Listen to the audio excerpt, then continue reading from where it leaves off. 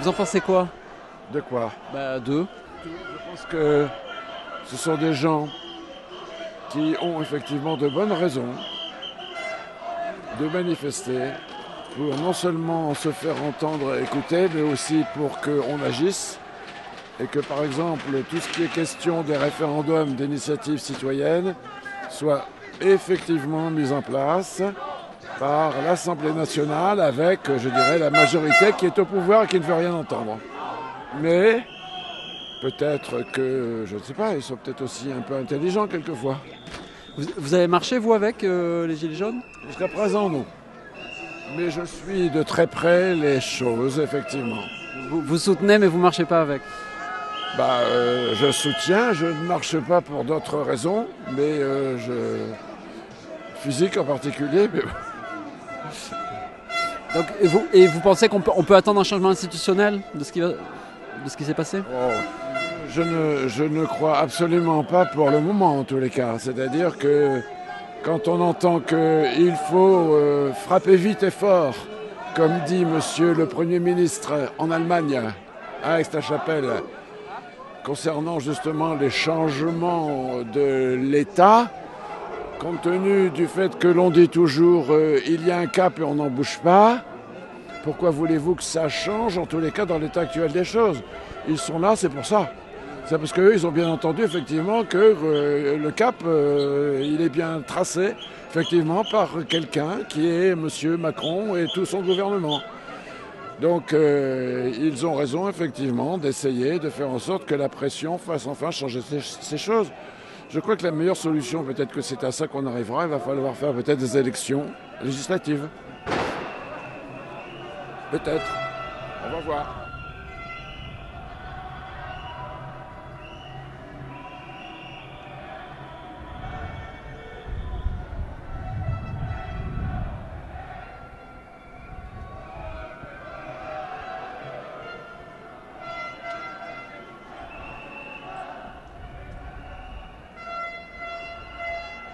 Vous en pensez quoi?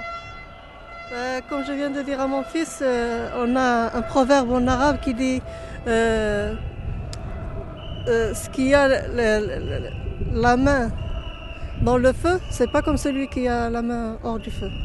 Donc c'est eux qui sentent leur misère et ils manifestent pour ça. Voilà. Qu'est-ce que vous en pensez? C'est vrai qu'il y a une misère dans le fond du peuple. On peut le manifester, mais bon, ça longtemps que ça dure, quoi. Il faut vraiment des réactions et des actions maintenant. Voilà. De leur part, vous voulez dire, ou en face? Du gouvernement, il faut que ça bouge quand même. Vous pensez qu'ils peuvent faire quoi? le gouvernement? C'est rien, mais il faut répondre à la revendication. Pour moi, il y a trop de richesses mal distribuées. Il y a trop d'écart entre le bas du peuple et le haut. Les riches, beaucoup trop riches. Dans la région, on connaît très bien ça, avec Auchan et compagnie. Vraiment trop d'argent là où il ne faut pas. Voilà. Vous vous situez comment, vous? Vous êtes au milieu? Moi, je suis très bien doté, j'ai une bonne retraite, donc je ne me plains pas, mais je suis en soutien avec eux. La police mutile, la police assassine, ça crève les yeux. La police mutile, la police assassine, ça crève les yeux. La police mutile, la police assassine, ça crève les yeux. La police mutile, la police assassine, ça crève les yeux.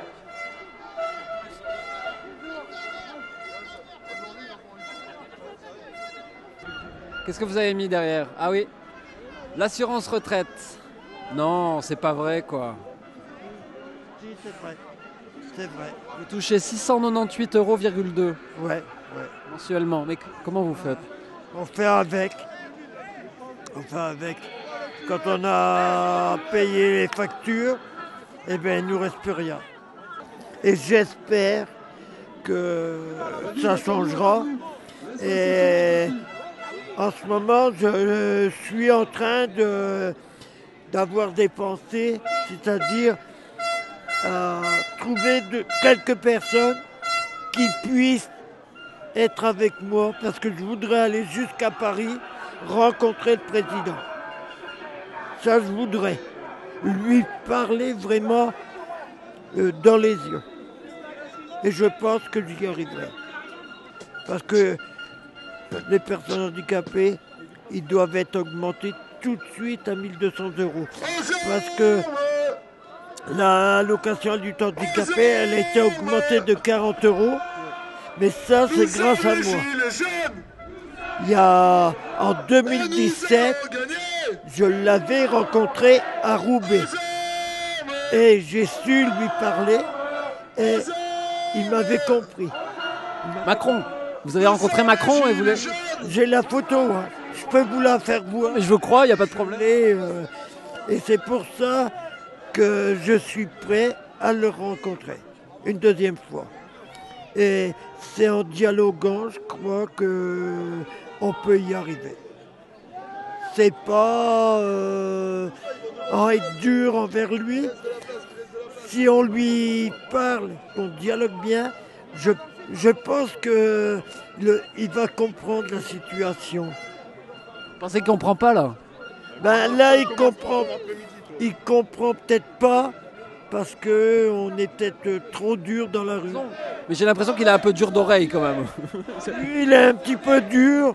Il est peut-être un petit peu dur. Mais il y aura un moment, il va devoir comprendre quand même. Il va devoir quand même comprendre parce que il doit pas faire plus pour les riches que pour les personnes pauvres. Et ça c'est important. Parce que, vous savez, ceux qui ont passé à la télévision, les gilets jaunes, ce sont des gens qui ont un beau salaire. Ces gens-là, ils se battent pour leur intérêt, mais ils ne se battent pas pour les petits gens.